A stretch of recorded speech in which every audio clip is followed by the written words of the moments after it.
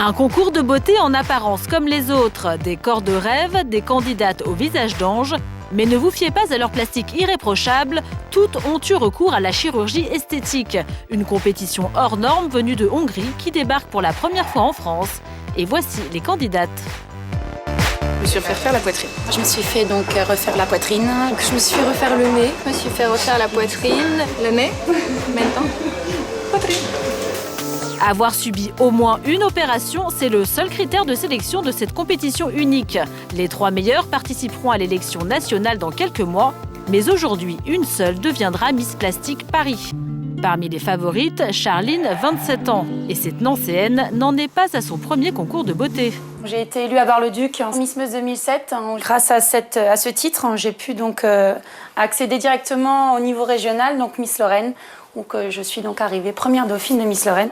Mais malgré ses succès, Charline était complexée par sa poitrine qu'elle jugeait trop petite pour son corps de nageuse professionnelle. Sur cette photo, ma poitrine, il manque vraiment quelque chose. Cette robe est vraiment magnifique et j'avais vraiment beaucoup de mal à la mettre en valeur. En juillet 2010, Charline saute le pas et passe d'un 90A à un 90D. Le changement est radical. Ce qui a changé pour moi, c'est qu'avant j'étais bien, maintenant je suis mieux. Je me trouve plus belle. Seul problème, les portes des concours de beauté officiels lui sont désormais fermées. Les règlements sont très stricts et interdisent la moindre retouche. Pour Charline, l'élection de Miss Plastique, c'est le concours de la dernière chance. Salut! Ça va et toi? Ouais, ça va. Et pour mettre toutes les chances de son côté, Charline s'entraîne 2 heures par jour. Donc c'est vraiment pour la tonification, on fait des séries longues, ok, beaucoup de répétitions. Charline sait que sa nouvelle poitrine ne suffira pas. Si elle veut la première place, tout son corps doit être parfait. On passe devant un jury, on est regardé, on est jugé. Donc c'est comme une compétition sportive. Il y a un classement à la fin, donc on verra bien. Jour J, c'est dans cette boîte de nuit parisienne que se déroule le concours. Pour les sessions régionales, l'organisation est réduite au strict minimum. Pas de scène, du coup pas non plus de public, ni même de loge. Nous sommes bien loin du faste du concours hongrois. Voici Laetitia Paschini, l'organisatrice de Miss Plastique France. Pour cette ancienne Miss Lorraine, importer ce concours un brin sulfureux est un vrai challenge. Le concours hongrois avait créé la polémique en 2009. Elle espère que 2 ans plus tard, les mentalités auront évolué. Je pars du principe que est-ce qu'une fille a plus de mérite en étant née belle ou est-ce qu'elle a plus de mérite en ayant en fait justement subi des opérations et peut-être même souffert pour en arriver là. Je me pose la question. Une question encore taboue. La preuve, Laetitia a eu beaucoup de mal à constituer un jury. Finalement, grâce à sa persévérance, 4 professionnels ont accepté in extremis. J'ai eu un peu des a priori, un peu d'appréhension. Je me suis dit on peut tomber sur tout et n'importe quoi. Peut-être que justement je vais tomber sur des filles très superficielles et toutes refaites.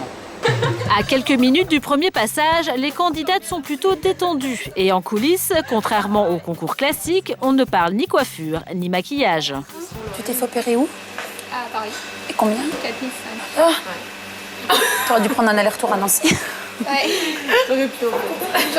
3150. Toi, t'as payé? 3004. Étonnant de voir avec quelle décontraction les filles parlent de leurs opérations. Entre elles, l'ambiance semble bon enfant. Pourtant, une seule remportera le titre. 15 h, la première épreuve commence. Un simple défilé en maillot de bain.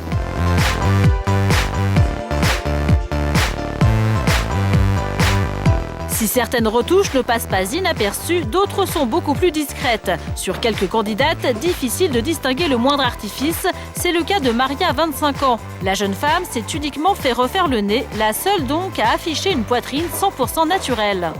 Je pense que le fait d'avoir des seins naturels peut faire la différence par rapport aux autres candidates.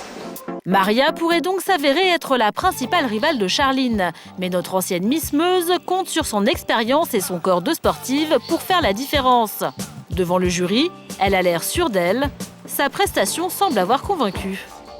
J'étais très à l'aise et le maillot de bain dévoile quand même beaucoup de facettes. D'où l'importance, c'est vrai, de ne pas sous-estimer soi-même, mais aussi sous-estimer ses camarades. Le premier passage est terminé. Qu'a pensé notre jury de cette première épreuve? Vis-à-vis de leur physique, moi je suis très contente parce qu'elle reste naturelle. Ça fait leur opération reste naturelle, ça se voit pas forcément et c'est ce qu'on recherche. Mais le concours n'est pas fini. Avant de désigner la gagnante, le jury veut tester les candidates sur leur aisance et leur sens de la répartie. Je vous laisse vous présenter. Je m'appelle Katia, j'ai 25 ans. Celle qui incarnera Miss Plastique devra assumer son titre et savoir faire face aux critiques. Ce sera une personne qui va sûrement être attaquée. Donc il est important qu'elle puisse défendre clairement son acte et son choix de chirurgie esthétique. Si Charline est plutôt sûre de son physique, elle n'a pas l'habitude de ce genre d'épreuve. J'ai mon cœur qui bat très fort. On verra bien. Quelle est ton approche vis-à-vis de la chirurgie esthétique?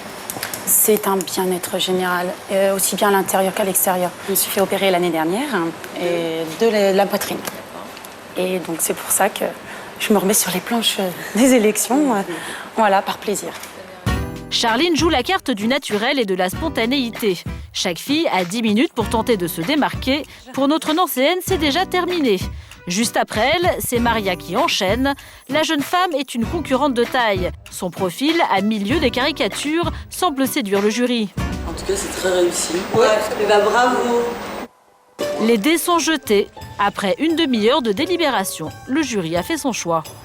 Ok, on part là-dessus?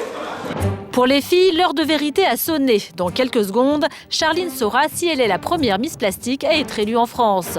Le jury va d'abord appeler les 3 candidates sélectionnées pour participer à l'élection nationale qui aura lieu dans quelques mois. Voilà. Donc en premier, je vais appeler Céline. En deuxième, je vais appeler Maria. Et en troisième, je vais appeler Charline. Charline fait donc partie du trio de tête, mais rien n'est joué. Parmi les 3 jeunes femmes, une seule va se voir décerner le titre de Miss Plastique Paris. Le suspense a assez duré. Cette fille aujourd'hui va remporter La sélection parisienne. la sélection parisienne.